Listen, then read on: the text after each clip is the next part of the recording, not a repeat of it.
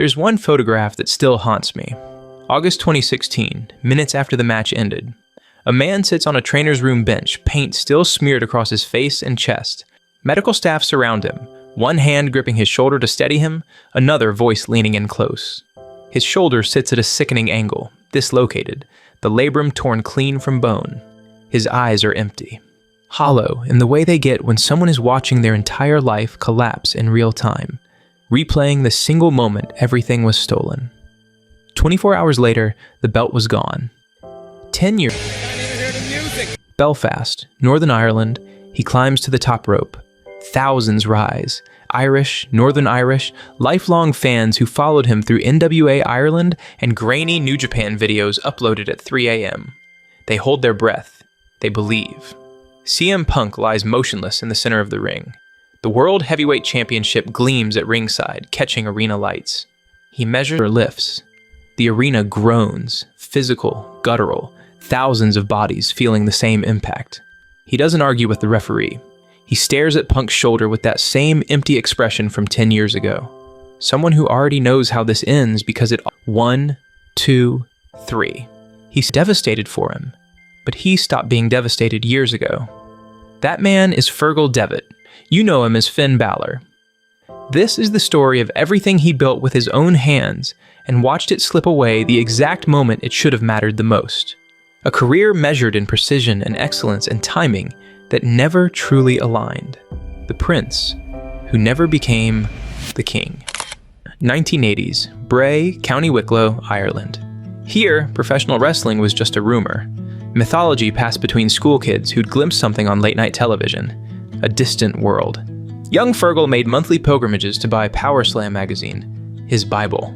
He saved his pocket money for weeks, took the bus alone, and carried each issue home like scripture.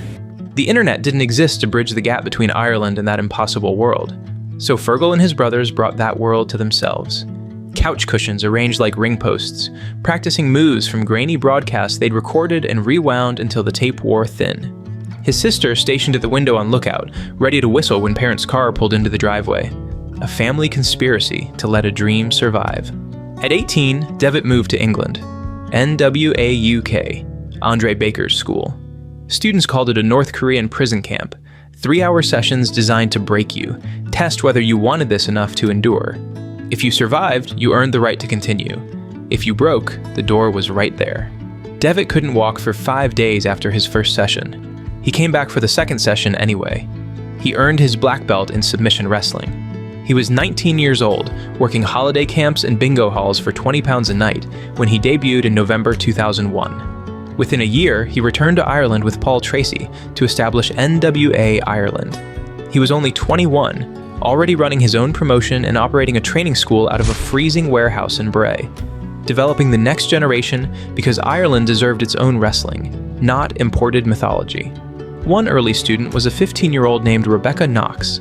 She lied about her age and showed up ready to train with men 3 times her size. Devitt didn't create a separate curriculum or a gentler program. If you wanted to learn, you trained with everyone else, took the same bumps, got hit just as hard. That girl became Becky Lynch. Another student, Jordan Devlin, became J.D. McDonough. The architecture Devitt built is still shaping wrestling, but Ireland had a ceiling. 2005, Devitt competed at an NWA show in Nashville. New Japan scouts were watching. By early 2006, he was on a plane to Tokyo, planning to stay 3 months, maybe 6. Learn from the best, then bring that knowledge home. He stayed 8 years. The New Japan Dojo is designed to break men. When Devitt arrived at 24, he was already a European champion, already proven in England and Ireland, but none of it mattered here.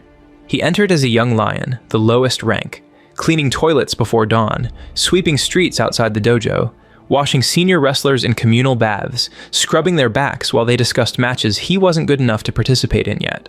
Every menial task was a test. Quit or commit. Break or become. It was all the young boy duties of being a Japanese wrestler, which is involved, cooking the food, cleaning up after the wrestlers, doing the laundry, cleaning the ring, and just anything at all, like carrying the bags of the wrestlers. He described this period as scary. He didn't know the language beyond basic greetings. He was isolated in a foreign country where hierarchy and respect ran deeper than anything he'd experienced. There's a story he tells. He was sitting on the company bus next to Hiroshi Tanahashi, the ace of New Japan. He was completely starstruck and terrified to speak. Tanahashi noticed, offered a gentle smile, and just acknowledged his presence. That small gesture made Devitt feel like he might actually belong here. The announcers struggled with Fergal, so they renamed him Prince Devitt. They'd considered King, but he was too young, so Prince it was, hoping one day he'd wear the crown. Here, he formed Apollo 55 with Ryusuke Taguchi, 4 IWGP Junior Heavyweight Tag Team Championships. Their matches with the Golden Lovers earned the Tokyo Sports Best Bout Award, Japan's most prestigious wrestling honor. 2010, Devitt won Best of the Super Juniors tournament, then captured the IWGP Junior Heavyweight Championship. Held it 329 days. Ace of the division, beloved, a babyface icon in a squeaky clean partnership representing everything pure about professional wrestling. But on April 2013, he flipped the switch. After Apollo 55 lost a tag title match, Devitt attacked Taguchi, a viciousness that shocked the Korakuen Hall audience into silence. Bad Luck Fale emerged to help destroy Taguchi.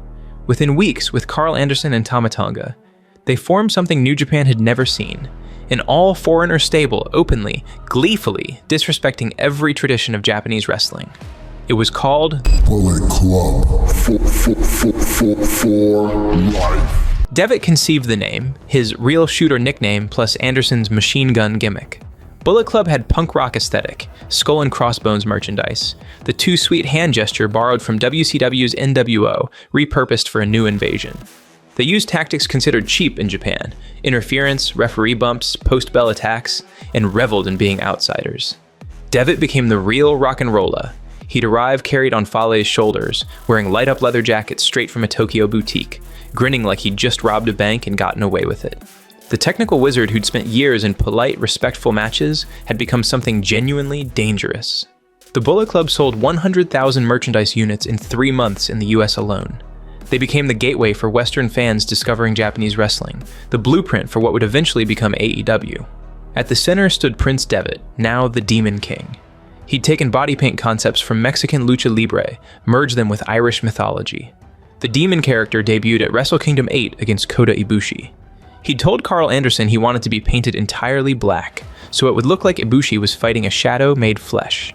His finisher, the coup de grace, diving double foot stomp, a final, merciful, killing blow. Another signature, 1916, the Irish Easter Rising, the year his ancestors fought British occupation. Everything intentional, everything layered, an artist at peak creative power. By April 2014, Fergal Devitt had conquered New Japan. WWE had been courting him for years. His final match, against Ryusuke Taguchi, full circle. After the bell, the Young Bucks turned on Devitt, just as he'd once turned on Taguchi. The two rivals embraced, shook hands. The office announced his resignation the next day. Years later, someone asked about his time in Japan. I got a call from New Japan. It was like, "Hey, David-chan, we got royalty check for you, man." Tiger, thank you so much. How much am I due? And he goes, Like $118. Yes.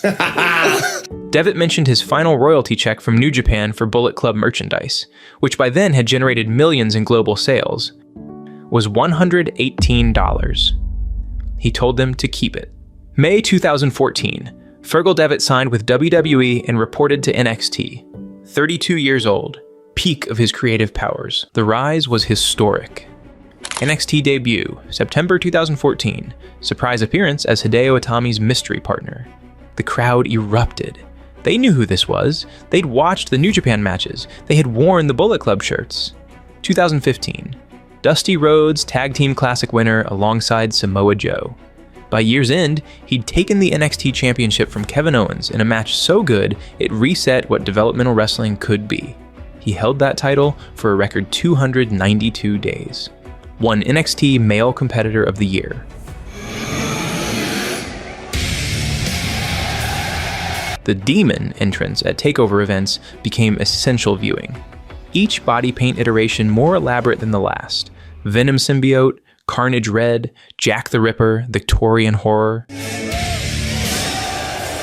Fans would speculate for weeks about what the next design would be, treating each reveal like a gallery unveiling. This was the perfect ecosystem. Creative freedom, matches built on psychology instead of mandated spots, and an audience that understood what they were watching. But it couldn't last. July 2016, Monday Night Raw. Finn Bálor! This guy is gonna be something else! July 2016, Monday Night Raw, the main roster draft. Finn Bálor selected first round, first overall pick. The inaugural Universal Championship tournament announced immediately after. On his debut night, his first night on Raw, he defeated Roman Reigns clean in the center of the ring. Roman Reigns, the man WWE had spent 4 years trying to position as their next face, the chosen one who'd headlined 3 consecutive WrestleManias. Finn beat him in 12 minutes. The message was clear. Finn Bálor was the guy. 3 weeks later, SummerSlam, Barclays Center, Brooklyn. Main event, Finn Bálor versus Seth Rollins for the inaugural Universal Championship. The first man to hold it would be etched into history forever. The match was excellent. Both men understood the assignment, working to create something worthy of the moment. Finn was winning, executing his comeback sequence, building toward the coup de grace, the finish everyone in the building was waiting for. Frame by frame, the exact microsecond Finn's shoulder separates, labrum tearing clean from bone. His face contorts in genuine agony, and you can see him pop it back into the socket with his opposite hand, a grotesque reset that should be physically impossible on one good arm. Hit the coup de grace, got the pin. 27 days after his main roster debut, Finn Bálor became WWE Universal Champion. The fastest anyone in company history had. Flashbulbs everywhere.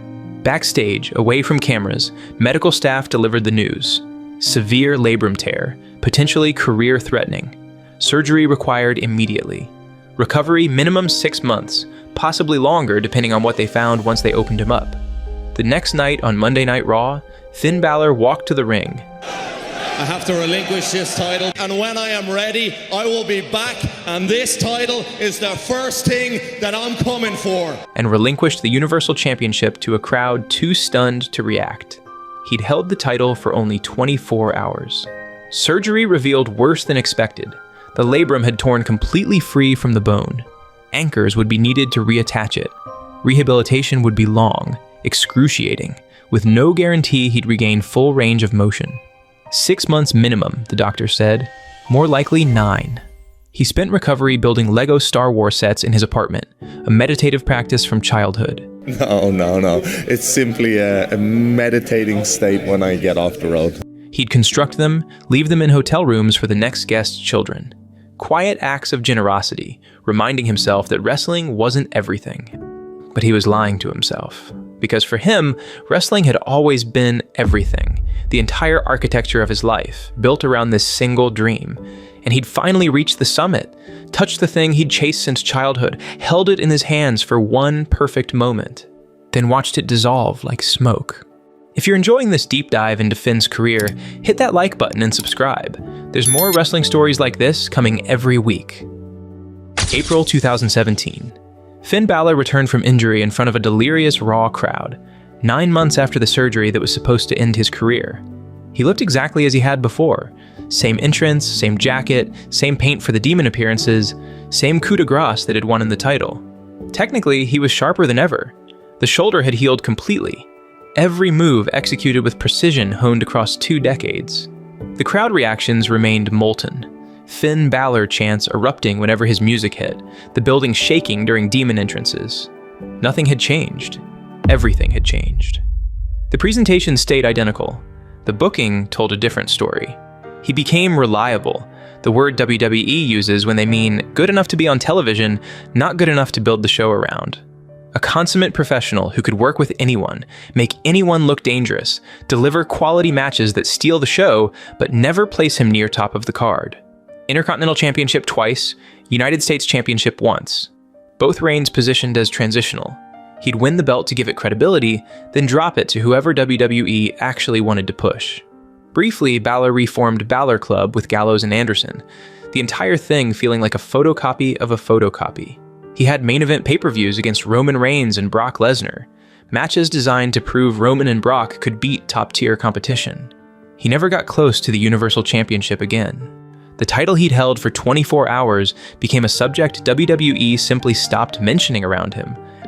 Then came TLC. October 22nd, 2017. Target Center, Minneapolis. The card had been set for weeks. Bray Wyatt versus Finn Bálor. Then Wyatt fell ill. The match was off. But backstage, someone had a different idea. What if they did Finn Bálor versus AJ Styles instead? AJ Styles, the man widely considered the best in-ring performer on the planet, but a wrestler who'd made TNA legitimate, who'd headlined New Japan, who'd proven in WWE that if you were undeniably excellent, they had to push you eventually. Finn versus AJ, announced hours before the show. Finn brought out the demon. The entrance took 10 minutes. Body paint, black and red, demonic symbols crawling across his torso and face, transforming him into something primal. Smoke and strobes, and the crowd on their feet because they understood what they were about to witness. Two former Bullet Club leaders. Two men who brought New Japan to the mainstream. Two of the most gifted performers of their generation, finally facing each other on a stage this big. The match was perfect. 18 minutes of counters and near falls, and sequences so smooth they looked like they'd been choreographed for months instead of hours. AJ working his methodical, limb-targeting style. Finn blending the Prince's technical precision with the Demon's explosive offense. The crowd was molten. Split chants, dueling reactions, standing ovations after signature sequences. This was wrestling at its highest level. Two masters of the craft, showing everyone watching why they'd become legends before WWE ever called. Finn hit the coup de grace, hooked the leg. 1, 2, 3. The Demon defeated AJ Styles clean in the center of the ring. Fans immediately called it one of the best matches of the year. It was the kind of match that should be a launching point, the moment WWE realizes what they have and builds everything around it. But by the next week's Raw, it had been forgotten. Finn Bálor had just defeated one of the most protected stars in the company in what was arguably the best match of his entire main roster run. Yet, he was back to the mid-card by November. Here's what you need to understand about professional wrestling. There's a difference between being great and being chosen. Greatness is something you build. Technical skill, ring psychology, crowd investment, work ethic, consistency across years and companies and styles. You earn greatness through decades of training, thousands of matches, respect from peers and audiences who recognize excellence when they see it. But being chosen is simpler. Someone in power points at you and says, "I need that one." The reasons vary. Look, size, marketability, timing, instinct, luck, or something ineffable that can't be taught or earned. Once you're chosen, your greatness becomes the foundation supporting everything else. But once you're passed over, your greatness becomes evidence of what could have been. Finn Bálor was great. He was no longer chosen. And week after week, the proof accumulated. Quality matches that ended with him putting over whoever WWE had decided mattered more. Title shots that felt like charity, designed to make the eventual loss look competitive. The Demon reduced to a costume, something advertised in advance and sold on merchandise, no longer dangerous or unpredictable, just Finn with cooler makeup. In 2019, seeking what he called creative rejuvenation, Finn returned to NXT. The Prince emerged, the name New Japan had given him a decade earlier, finally reclaimed. He abandoned the high-flying, the crowd-pleasing style. Instead, he adapted a cold, methodical heel work. Strikes designed to hurt, submissions that targeted specific limbs, violence that built slowly, psychologically, making opponents suffer rather than just beating them. Technical masterpieces followed. His matches with Kyle O'Reilly, Karrion Kross, Pete Dunne, 30-minute mat classics that felt like legitimate fights, every move mattering, every hold telling story. His second NXT championship reign showcasing what Finn could do with genuine creative freedom and an audience that understood what they were watching. TakeOver 31, December 2020. Finn versus Kyle O'Reilly for the NXT Championship. 28 minutes of brutal, beautiful wrestling. Midway through, Kyle's knee catches Finn's jaw at a sickening angle. Finn's jaw is broken, fractured in 2 places, but he continues wrestling. 14 more minutes, every strike, every move, every facial expression performed with a broken jaw. He wins the match, retains the title. Medical staff swarm the ring the instant the bell sounds. Hardcore fans still call this one of NXT's finest moments, the kind of toughness and professionalism that defines wrestler's wrestler. Yet, it doesn't change anything. He returns to Monday Night Raw on the summer of 2021, and almost immediately got into a feud with Roman Reigns. Roman Reigns, who by this point had held the Universal Championship for over a year. The man who had become exactly what WWE had always wanted him to be, unstoppable. September 3rd, 2021, SmackDown. Finn challenges Roman. Regular Finn. The Usos interfere, Roman wins, as he always wins. But Finn gets a rematch. Extreme Rules, September 26th, Philadelphia. And this time, he's bringing the demon. The match is chaos. Tables shatter, chairs bend, kendo sticks splinter. The Usos interfere again, taking Finn out before he can hit the coup de grace. Roman spears him through a barricade at ringside, the same move that had destroyed opponents for over a year. Finn lies motionless. The ref counts. This is over. Then the red lights hit. The arena floods crimson. Smoke pours from the stage, and Finn, the demon, rises. He no-sold the spear. His eyes were empty, face twisted into something inhuman. He grabs a chair, destroys Roman with it, sends him crashing through a table. The crowd is losing their minds because this feels huge. Like maybe WWE is finally pulling the trigger. Finally giving Finn the moment they stole from him 5 years ago. Finn climbs to the top rope, measures Roman. The coup de grace, the same move that won him the Universal Championship in 2016. The top turnbuckle snaps, just breaks clean off. Finn falls awkwardly into the ring, the entire setup collapsing under him. Roman spears him. 1, 2, 3. The Demon's first pinfall loss on the main roster. The crowd sits in confused silence. Finn lies in the ring afterward, body paint smeared, the mystique of the character destroyed by a snapped bolt. By early 2022, Finn hit his lowest point of his entire WWE career. 2 months where he simply shows up to arenas, finds a producer, asks who he's supposed to lose to that night. No storylines, no direction, no investment from anyone backstage who matters. He was 40 years old, 21 years into his professional career, Grand Slam champion across multiple continents, one of the most respected workers in the industry. And he is losing to Damian Priest in 4 minutes on a random episode of Raw to fill time before a commercial break. Then, Edge makes him an offer. Judgment Day needed a veteran presence. Edge's heel faction designed to dismantle WWE's old guard. Finn accepts, grateful for anything resembling purpose. 3 months later, the group turns on Edge, kicks him out of the faction he created, and Finn becomes the leader. Judgment Day 2.0. Finn, Damian Priest, Rhea Ripley, and they eventually recruiting Dominic Mysterio and JD McDonough.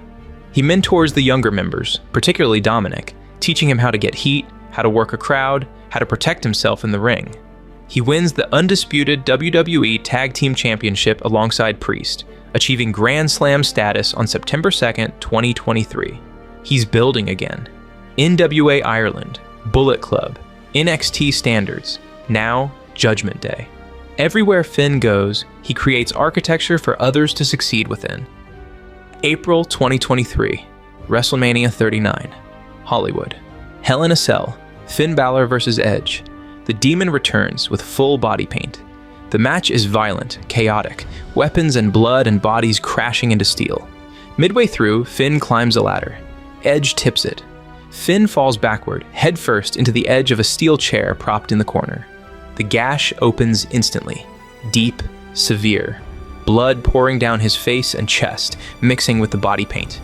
Medical staff rush to ringside. The match stops. They want to end it. Finn, still in character, covered in blood, refuses. "Just put them in," he tells the doctor. "Just put them in and we'll keep going." So they do. Staples, in ring. While 70,000 people watch and the match is technically still happening. 14 staples applied directly into Finn's scalp, blood streaming down his face. Finn never broke character as the Demon. The image goes viral. Mainstream sports outlets cover it. The toughness, the dedication, the willingness to sacrifice his body for the art. And after all that, Edge hit him with a con chair and beat him clean. Technical excellence. His ability to make anyone look like a star. His creative flexibility. He has given everything. And in return, WWE has buried him in every possible moments. They used him as the veteran who can be trusted to deliver in big moments. Then step aside so Roman or Seth or whoever they've actually decided to push can take the spotlight.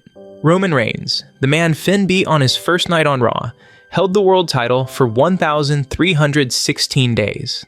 Finn held it for 24 hours.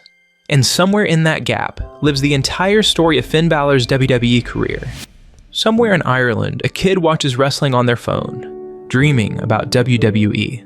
Inspired by Finn, that kid will learn about NWA Ireland someday, about the man who trained Becky Lynch in a freezing warehouse, about the Bullet Club that changed wrestling forever, about a 329-day IWGP Junior Heavyweight Championship reign, about 292 days as NXT champion, about his matches in New Japan that wrestlers still study for their psychology, about Grand Slam status that 99% of wrestlers never reach.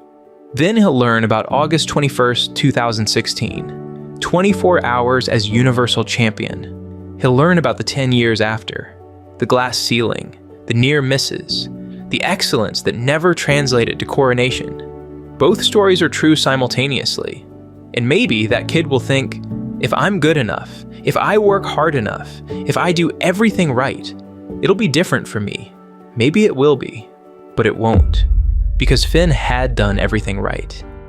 So we get back to the photograph from August 2016, taken at the exact moment someone realizes that the dream has been stolen, and the footage from Belfast, January 2026, where a man sits in a corner after losing, while a crowd keep chanting his name in sympathy, but his face shows nothing but quiet resignation.